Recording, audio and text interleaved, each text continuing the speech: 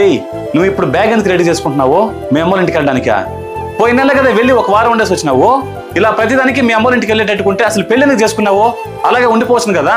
మీరు ప్రేమగా చూసుకుంటే నేను మా పుట్టింటికి ఎందుకు వెళ్తానండి? భర్త సరిగ్గా చూసుకోకపోతే ఆడదానికి మొదటిగా గుర్తొచ్చేది అమ్మా నాన్నే కదా. నేను ప్రేమగానే చూసుకుంటున్నాను కదా, ఏం తక్కువైంది ఇప్పుడు నీకు?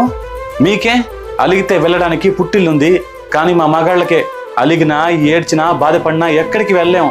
నిలబెడితే ఈఎంఐలు, ఇంటి బాడుగులు, ఖర్చులు, కరెంటు బిల్లులు ఇవన్నీ గాడిదలాగా కష్టపడి కట్టాలి. సమయం దొరికినప్పుడు మీతో ప్రేమగా ఉంటే అది మీకు నచ్చదు. ఇంకెలాగే మీకు ఇంట్లో ఉండి ఉండి బోరు కొడుతుంది, మాకు బయట అందరితో పడి పడి బీపీ వస్తుంది. మనశ్శాంతి అంటూ లేనిది ఒక్క మగాడికే. పైగా మా బాధని ఎవరితో షేర్ చేసుకోలేం.